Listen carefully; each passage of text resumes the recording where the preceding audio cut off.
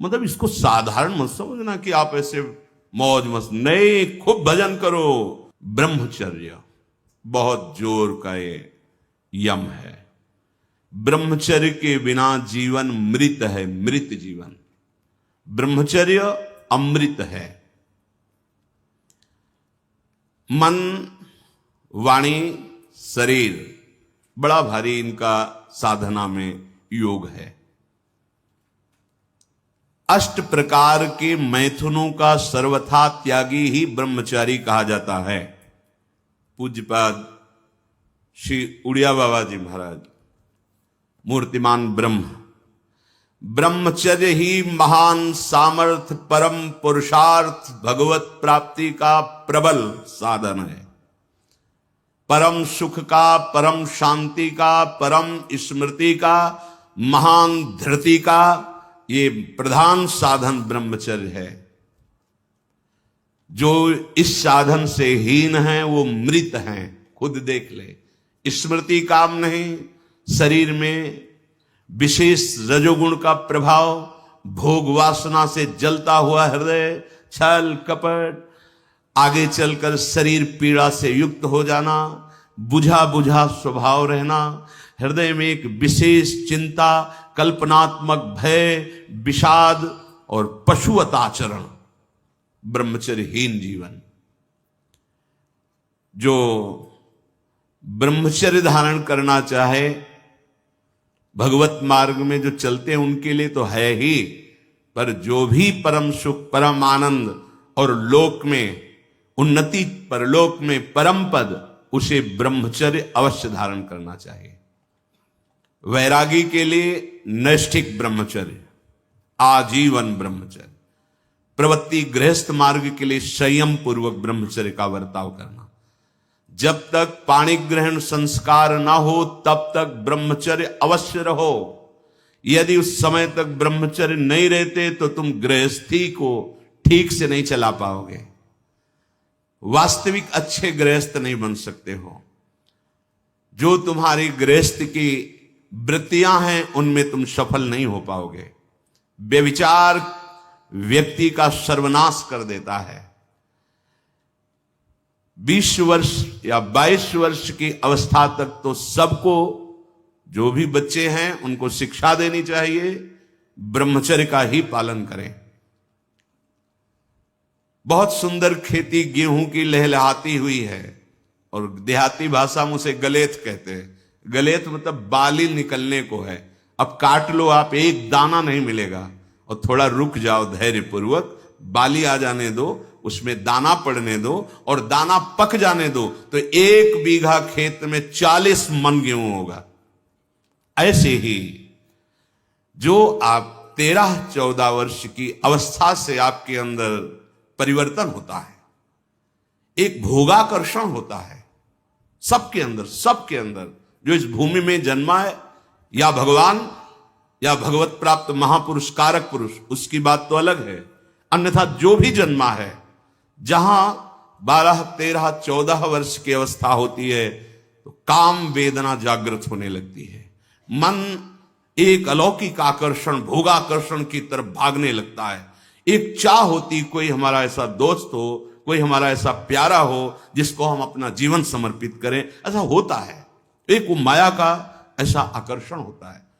इसीलिए पूर्व में गुरुकुल भेजा जाता था, बिल्कुल भोग विलासता से दूर, एकांत में महान ब्रह्म ऋषियों के शासन में, चाहे वो राजकुमार हो चाहे गृहस्थ बालक हो, एक ही संगत में बैठाल कर अध्यात्म विद्या के द्वारा, नियम संयम यम के द्वारा उन्हें पूर्ण किया जाता था। उनका ज्ञान पूर्ण, उनका संयम पूर्ण, विचार उनका सत्य, फिर वहां निर्णय लिया जाता था। अब मैं आजीवन नैष्ठिक ब्रह्मचारी रहकर संन्यास लूंगा, अब मैं गृहस्थ में जाऊंगा। दोनों की पद्धतियां थी। गुरुजनों को संतुष्ट करके एक विरक्त मार्ग में चले जाते, गृहस्थ मार्ग में। जो गृहस्थ मार्ग में जाते, पाणी ग्रहण हुआ, उसमें भी गुरुकुल में रहकर शिक्षा मिली है। कब, कैसे, किस विधान से हमें ब्रह्मचर्य का गृहस्थ में प्रयोग करना है। ऐसा नहीं कि मनमानी व्यभिचार प्रवृत्ति। यहां तो अब ऐसे आचरणों की बढ़ोतरी हो रही जहां शास्त्र, संयम, गुरुजनों की आज्ञा, इनका तो कोई महत्व ही नहीं रह गया है। कैसी कलयुग की विचित्र मलिन चाल। जिस अवस्था में असंग रहकर विद्या का अध्ययन करना, स्वास्थ्यवर्धक चेष्टाएं करके स्वस्थ होना, समाज सेवक, देश सेवक, परिवार को सुख पहुंचाने वाला आचरण, अध्यात्म विद्या का ज्ञान, वहां छोटे से ही भोग वासना प्रवृत्ति की बढ़ोतरी, वो दोस्ती, विपरीत भावनाएं, व्यसन। समलो भाई, सबसे हाथ जोड़ के कह रहा हूं, बहुत कीमती आपका जीवन है। जिस जीवन को छोटे छोटे बच्चे गांजा, भांग, अफीम, ड्रग्स, चरस, ये क्या हो रहा है? अभी आपकी 20-22 वर्ष की अवस्था है, आप व्यसन में आसक्त हो गए, आप व्यभिचार में आसक्त हो गए, तो किस बुद्धि से आप देश सेवा करेंगे? किस बुद्धि से आप अपना उद्धार या अपने परिवार को सुख पहुंचाएंगे? ब्रह्मचर्य जीवन है, ब्रह्मचर्य जीवन है। ब्रह्मचर्यहीन जीवन मृत्यु है। पूज्यपाद सिउड़िया बाबा जी महाराज, साक्षात ब्रह्म। जिसको ब्रह्मचर्य धारण करना है, ध्यान देकर सुनिए, सबसे पहला कार्य उसकी दिनचर्या में, चाहे बच्चा हो, चाहे जवान हो, या जो कोई भी हो, सूर्य उदय के पहले रात्रि के चौथे प्रहर में ही जाग जाना चाहिए। अपने तो अर्धरात्रि के बाद ही जाग जाते हैं। चौथे पहर में प्रातः 4 बजे बिल्कुल जग जाना चाहिए। और जो 8-10 बजे तक सोता है, वो कोई भी हो, ब्रह्मचारी रह ही नहीं सकता, ब्रह्मचर्य रह ही नहीं सकता। वो स्वप्न दोष का शिकार होगा, वो नाना प्रकार की कुचेष्टाओं का शिकार होगा, पक्का। क्योंकि बुद्धि को सत्य प्रकाश की तरफ प्रेरित करने वाले भगवान भुवन भास्कर हैं। वो पधार रहे हो, आप सो रहे हो सैया पे, आपकी आयु, श्री, कीर्ति, बल सब नष्ट होगा। देखो ना, जो 10-10 बजे तक सोते हैं, देखो ना, उनसे बात करके देखो, एकदम ऐसा लगता है बुझा हुआ जीवन, कोई भागवतिक तेज उत्साह न वाणी में, न नेत्रों में, न तन में। क्या जीवन, मृत जीवन। सबसे पहला नियम लीजिए, जहां भी आपको शब्द सुनाई दे, आपका जीवन ब्रह्मचर्य ही अमृत है और आपका जीवन ब्रह्मचर्य ही नहीं मृत्यु है। ब्रह्मचर्य रहने के लिए आपको अपनी दिनचर्या सुधारनी होगी। प्रातः 4 बजे आपको उठना ही होगा, तभी आप ब्रह्मचर्य रह सकते हैं। अगर आप नहीं उठते तो आप देख लेना, इसका आध्यात्मिक प्रभाव पड़ता है। आप देखिएगा 3 बजे से लेकर के सूर्य उदय के तक अगर आप सोते हैं तो आपका स्वप्न दोष बढ़ेगा, आपका संयम बिगड़ेगा। अगर आप कोई ऐसी कुचेष्टाएं नहीं किए हैं तो स्वप्न दोष की संभावना ही नहीं होती। आप बाल्यावस्था से कुचेष्टाएं करते हैं, संयम विरुद्ध रहते हैं, तो आप ना चाहते हुए फिर सामर्थ्यहीन हो जाते हैं, ब्रह्मचर्यहीन हो जाते हैं। बहुत ध्यान दें, ये अध्यात्म में जैसे पूरा मकान बनने के लिए नींव मजबूत होना जरूरी है, चाहे जयखंड का बना लो आप, अगर नींव मजबूत है, नींव मजबूत नहीं तो फिर मकान ढह जाएगा। ऐसे ही ब्रह्मचर्य हर मार्ग की नींव है। चाहे जिस मार्ग में चलना चाहो, चाहे जिस संप्रदाय में चलना चाहो, चाहे लौकिक मार्ग हो या पारलौकिक, आपका ब्रह्मचर्य नींव है जीवन की। इसको मनोरंजन मत समझो। कैसी तुम्हारी दुर्बुद्धि, अपने हाथ से तुम अपना नाश करते हो। कैसी कैसी दुर्बुद्धि जागृत हो गई, सावधान।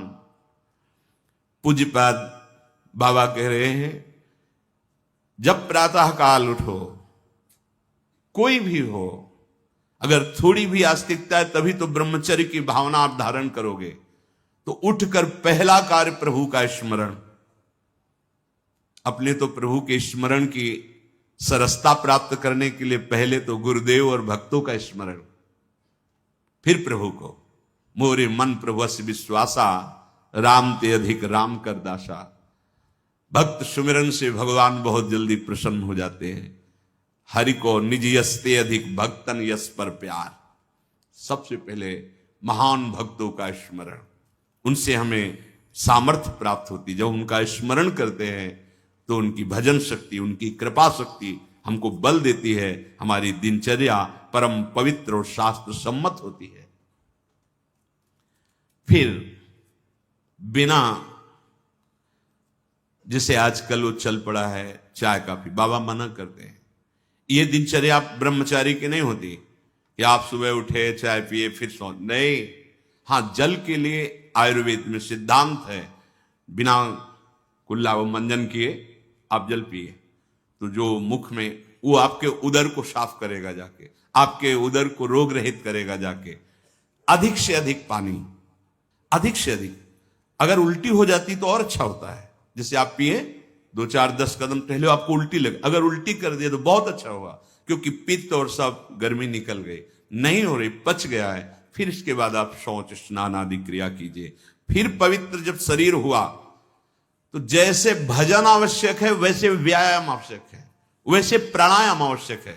वैसे आपको 2 किलोमीटर दौड़िए, कुछ शारीरिक ऐसा व्यायाम, कुछ ऐसे भी व्यायाम करते हैं।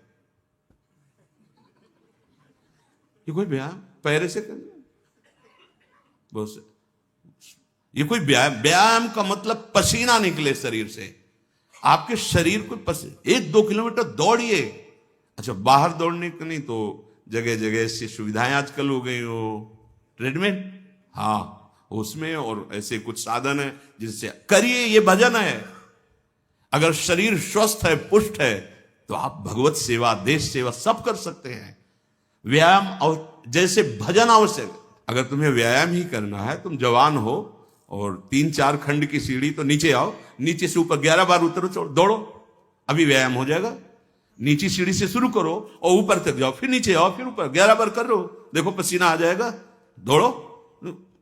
ब्रह्मचारी बनना है तो ब्रह्मचर्य पचाने के लिए भी तो चाहिए ना।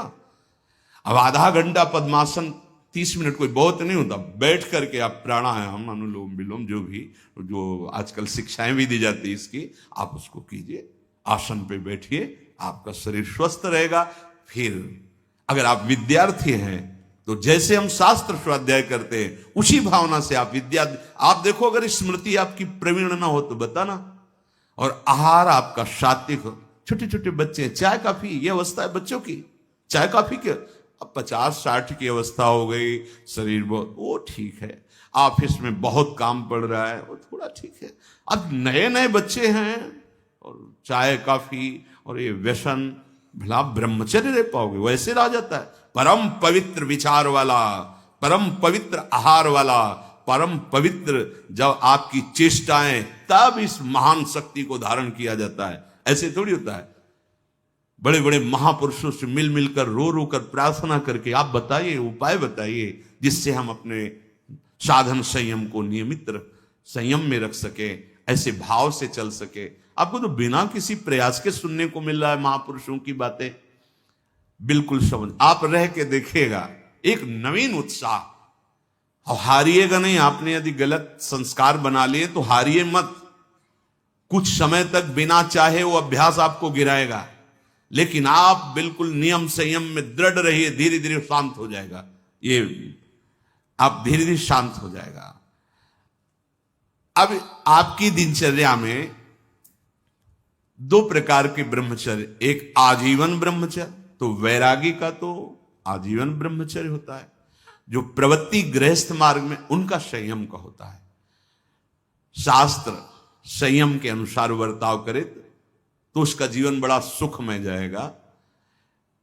केवल मन के अनुसार चलने पर कि आप गृहस्थ हैं तो आपके लिए छूट नहीं। देखो,